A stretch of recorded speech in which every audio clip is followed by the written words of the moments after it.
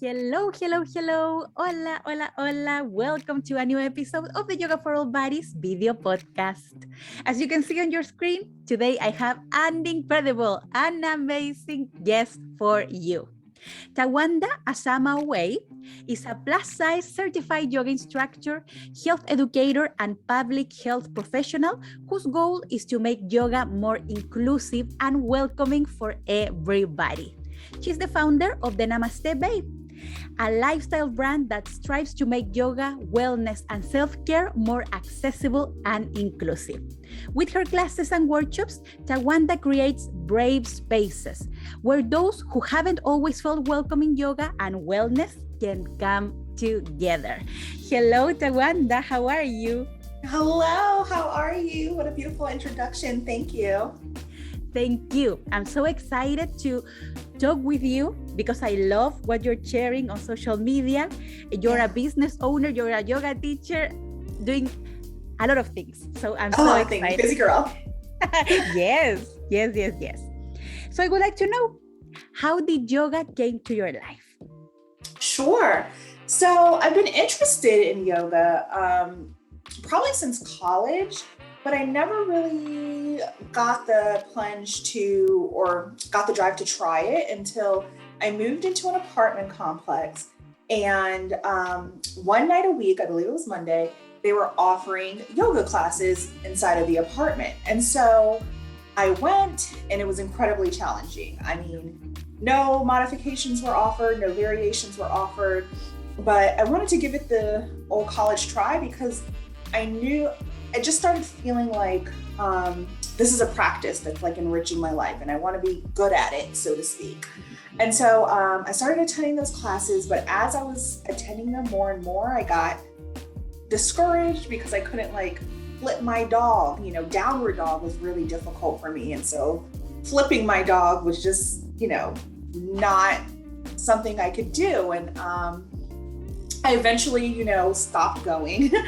And really tried again probably in 2019. I did a yoga with Adrian New Year's challenge on YouTube because I thought, well, if I'm flopping down on my belly, I'll be in my own apartment. Nobody will be able to see me. And that's kind of how I started my practice back up again. I can absolutely relate. I had forgotten about flip your dog. I think I haven't done it in years. Yeah. But I can absolutely relate being in class, flip your dog. And we try to do it without any variation. We follow the teacher's instruction. Absolutely. Who has a completely different body than I do. And, different, just different in general, right? And so it's kind of a buzzkill when you can't go in and do what everybody else in the class is doing. Exactly. So yes, we need variations, we need options, always. Absolutely. And when did you decide that you wanted to become a yoga teacher? What's the story? So when I was doing yoga with Adrian, again, like I said, I wanted to be in my house so I wouldn't be embarrassed. But even then I was like, this is still really difficult. Maybe I'm just not good at yoga. Maybe I'm too big for yoga and I need to lose weight first. It was a daily practice and my wrists were hurting and, I was getting sore and, overstretching my hamstrings and just really feeling discouraged by my practice, which I knew that wasn't how I wanted to feel. And one day I was like, there has to be a way for, plus size people to be able to do yoga. Like it can't possibly be that if you're not skinny enough, you just can't do it. And so I went, onto YouTube and I Googled fat girl yoga. And this, lovely lady from, I believe the UK, really started showing how a yoga practice could look on a bigger body. And I was like, wow, do people know this? Do people know that blocks and straps and, other yoga props can help you do yoga? And that's when I was like, well, I should be telling them that. And I got the opportunity to take a yoga teacher training last summer with my vinyasa practice. It's a studio based out of Austin, Texas, and they were offering scholarships to support Black wellness, to increase, Black yoga teachers for Black wellness. And I applied and I got in and I became a teacher and started doing what I'm doing now. Amazing. And how would you describe that period of the training? Did you receive variations or did you have to create them for yourself?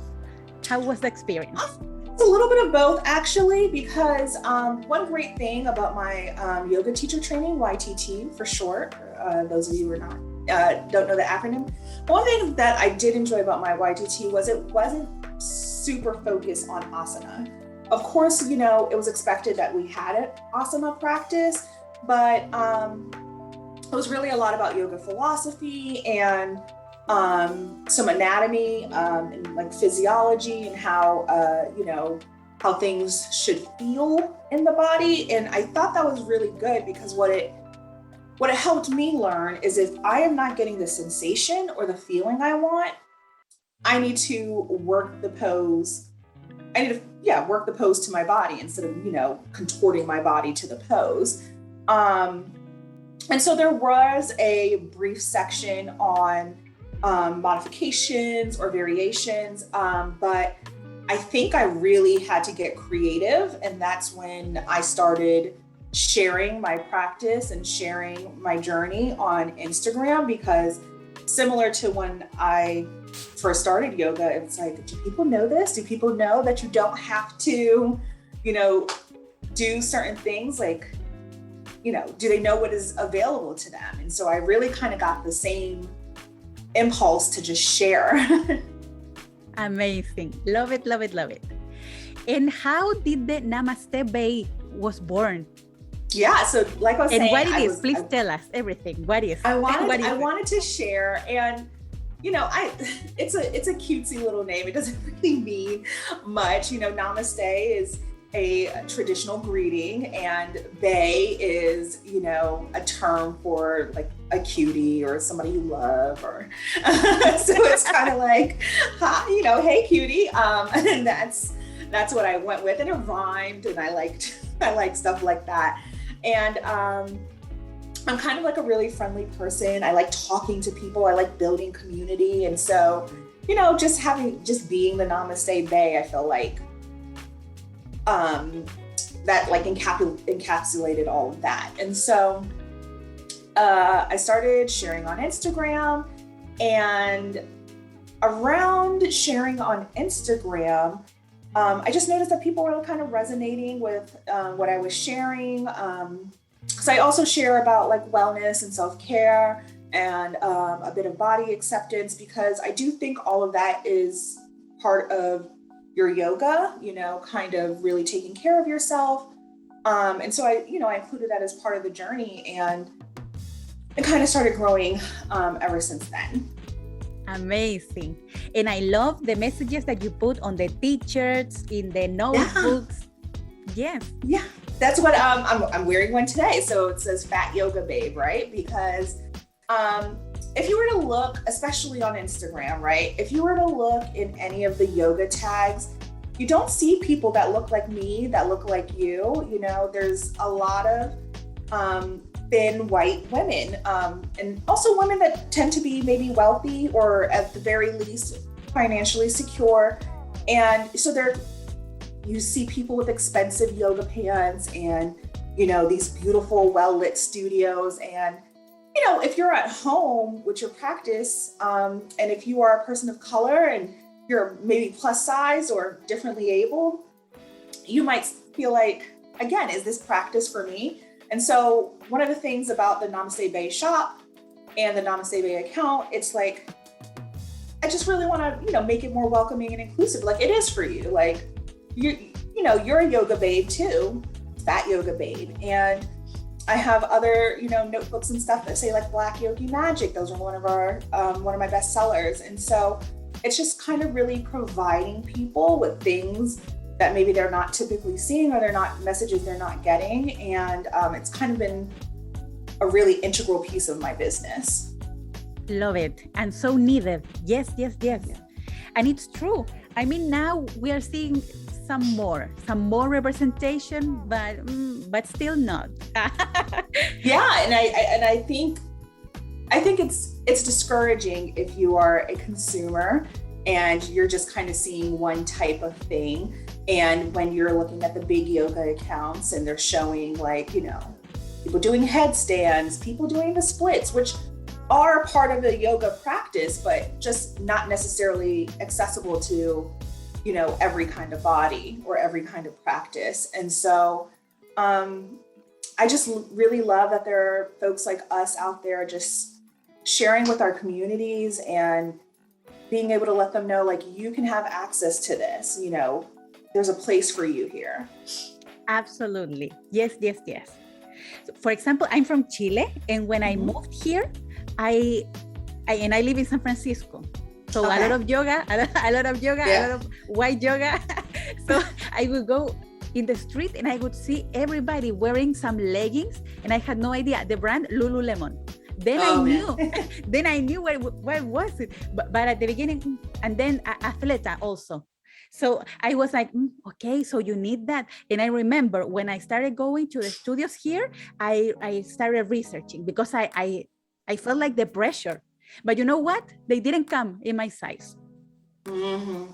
Yes. Yeah. And that's one thing that's a feeling I wanted to avoid when I was released my brand, because I have apparel in there, t-shirts and hoodies. And it doesn't feel good when you see something really cute and you just can't buy it because you're like, do they even care? I remember when I was growing up, I was like a teenager. I think I don't remember the store. The store doesn't matter. But they had those shirts like, everyone loves a, you know, Italian girl. Everyone loves a New Yorker. Everyone loves whatever place you were from or identity you had, and they had it. And so I was like, oh, those shirts are so cute.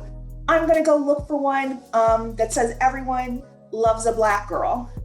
And there was none. Like, they just didn't make it. And it's like, as a teenager, you're like, wait a second, dude, everybody loves a Black girl, right? Like, why wouldn't they make a shirt for us? And so, I really try to kind of center people of color, center plus size people, center people who usually haven't had access to these sorts of spaces, these sorts of things, and say, this is for you. It's almost like a love letter. Absolutely. Yes, yes. Because you feel seen and represented. Representation matters. Absolutely. What would you say in that line? Or why would you say that representation matters?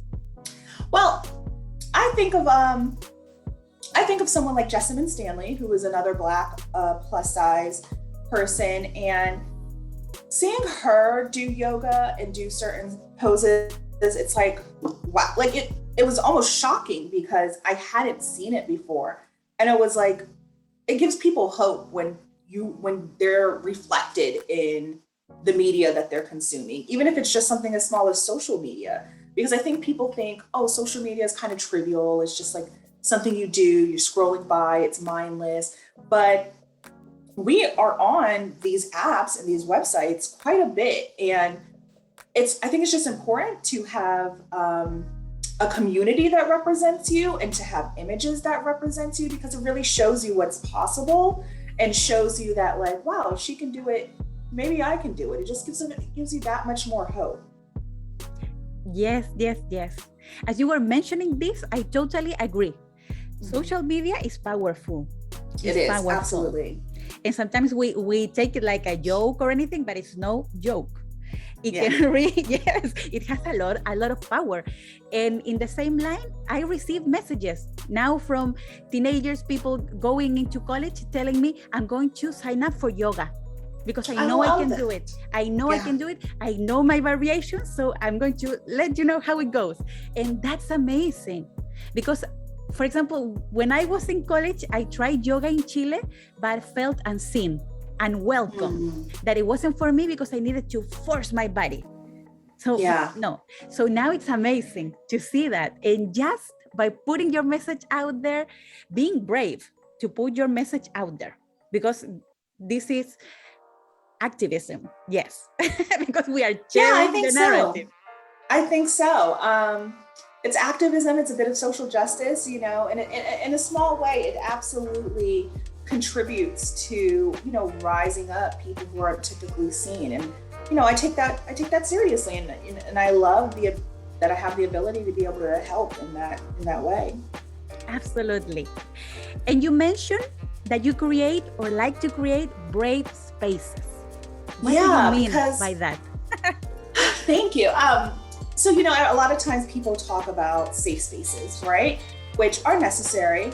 And I wanted people to know, like, not only are you going to be safe when you come in here, but that requires an action from you, and that's to be brave, right? Because in order to feel safe, you have to become vulnerable.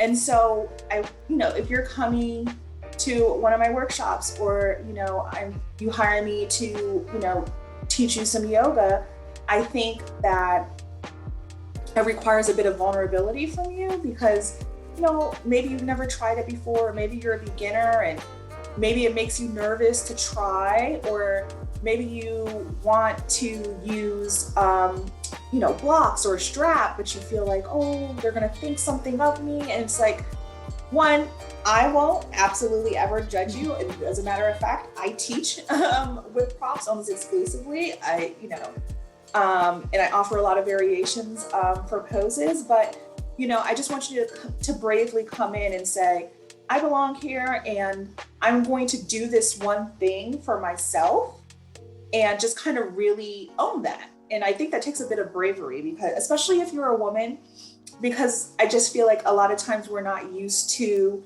taking up space, or, you know, staking our claim in something, or we might feel guilty for taking care of ourselves because there's so many other things pulling on our time and resources. And so, yeah, it's, when I say a brave space, it's just a reminder that, like, you deserve to be here. You don't have to earn it. Like, if you end up crying, that's fine.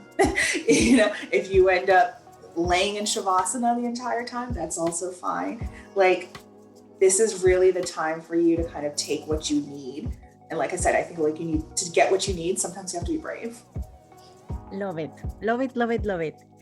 And yes, I mean, one more time, because of the way yoga is traditionally portrayed, I was super afraid the first time I went to a yoga studio. Yeah. because the website were contortions, were all super thin, and I was like, okay, I'm going to do it. But you need to be brave. And that's why, one more time, is so important to have those platforms. I mean, we're lucky to have social media.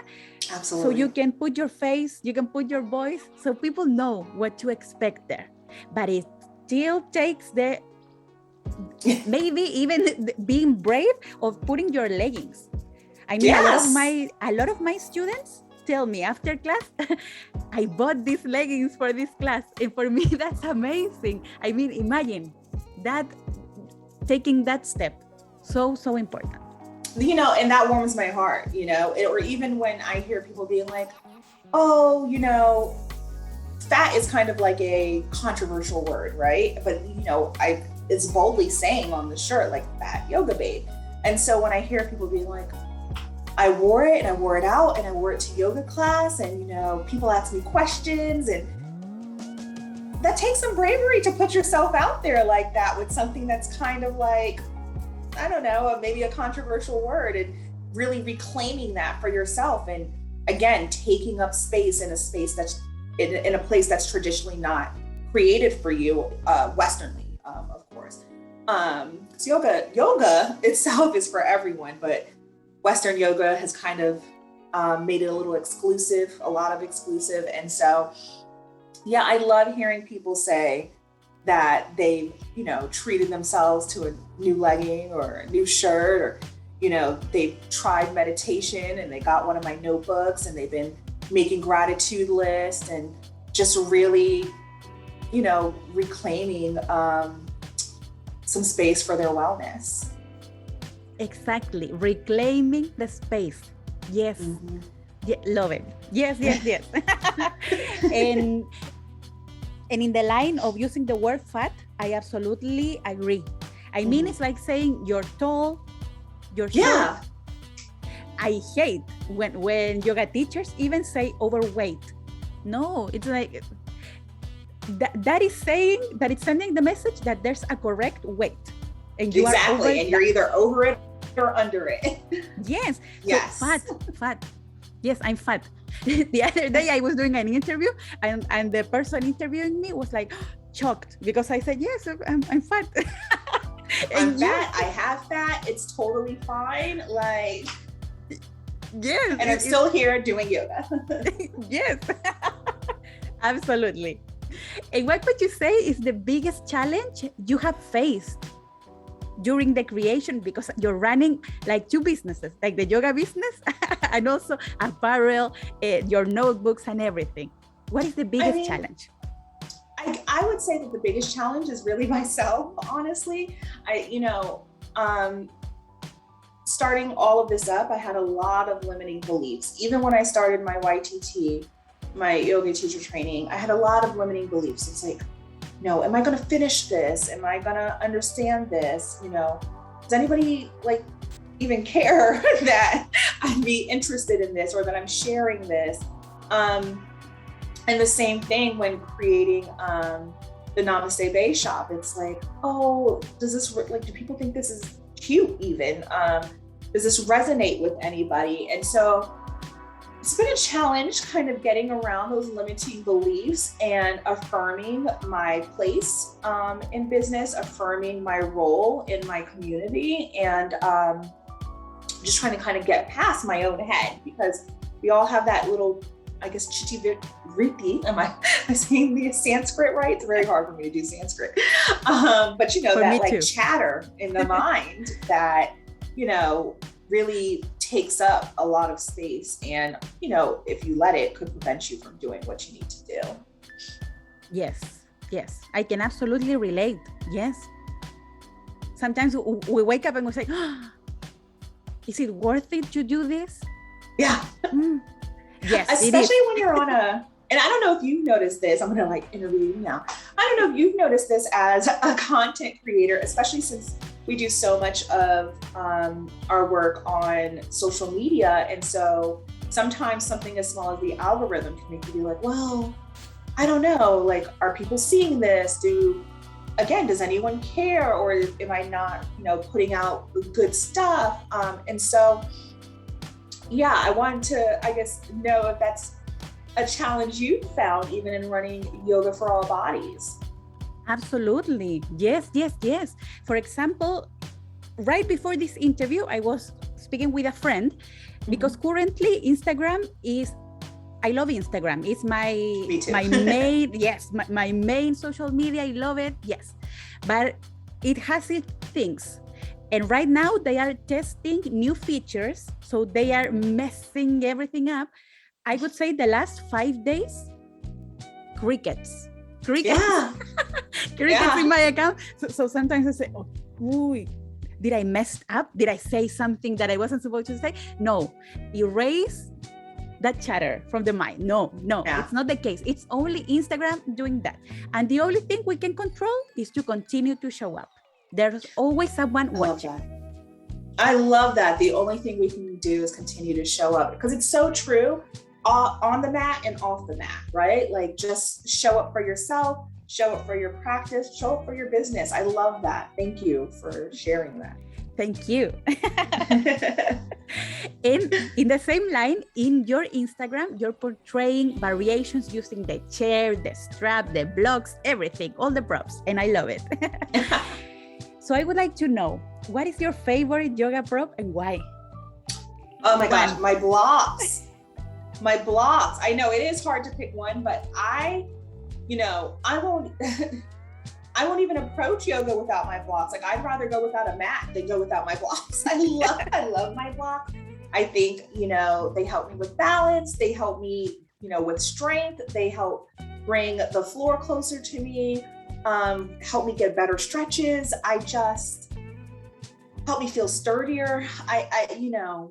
and that's like my number one tip for beginners too. And I say, if you're concerned or you feel like you're going to struggle, get a block. And if you can't afford a block, or it's, they're just not accessible to you for whatever reason, thick, heavy book, like get Harry Potter's 5th book. It's nice and thick and big, and you use what you have, do what you can. So my blocks. Amazing. And how would you describe one of your classes? What can someone that is watching this interview and saying, yes, I want to go and practice with her, what can someone expect? Sure. So if you were to take a class with me, it would be a gentle yoga. There would be some flows, but we start with some breath work, setting our intention, really kind of settling into the space. And then we work in some movement, gentle movement. We have nice, long, juicy savasanas. I believe in a really good shavasana. And also you're going to have fun. You're going to be listening to a dope yoga playlist. I take curating my playlist for my class very seriously. I think when you go to a traditional or maybe even a Western yoga class, you might hear nature sounds or, some sort of other thing. No, you're going to probably hear, R&B, lo-fi, hip hop, that type of thing. When you're coming into one of my classes, I think they're a good time. I've heard they're a good time, and people usually feel good when they're leaving. So amazing. And what would you say to someone that maybe wants to try yoga but is not convinced and is in that mindset of losing the weight before start your practice, maybe getting the expensive clothes to start the practice? What would you say to someone that wants to try? It's so funny you asked that. I literally posted today about, people who were scared to be beginners. And what I would say is, one, you don't need any of that stuff. The expensive mat, the expensive leggings, you don't need it. If you have breath in your body, you can do yoga. All bodies are yoga bodies. And I would also share that don't be scared to be a beginner. Again, we talk about being brave, but it's okay that you're not immediately good at something. It's a practice. That's why we call it a yoga practice. And so just come in ready to practice and learn something new about yourself and hopefully feel good in your body. Yes, yes, yes. And finally, how can people find you? Give all the information, promote yourself, everything. Awesome. Okay, let's see. So you can find me on Instagram almost all day at the Namaste Bae. So that's TheNamasteBae. So the Namaste Bae. I'm also on Facebook as the Namaste Bae. Also on Facebook, I have a Facebook group called Your Yoga Homegirls. All genders, all races are welcome.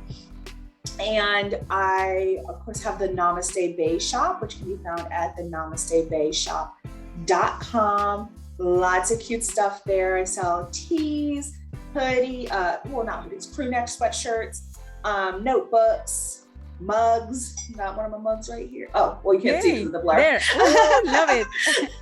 Mugs and totes. So all kinds of apparel and gifts to really promote self-care, wellness, and yoga. So go check that out.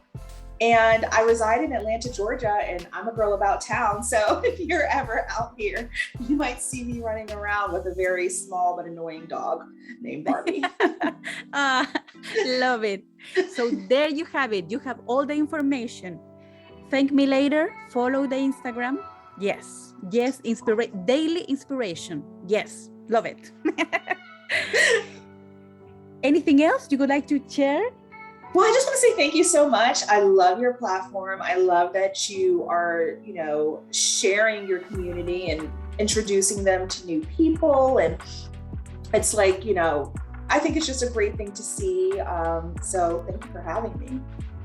Thank you for sharing your story, sharing your passion, sharing the challenges the beautiful things, the bad things, the challenge, everything.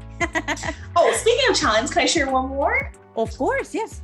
I'm doing a all about accessibility challenge with Aloe Yoga. So that should be starting up soon.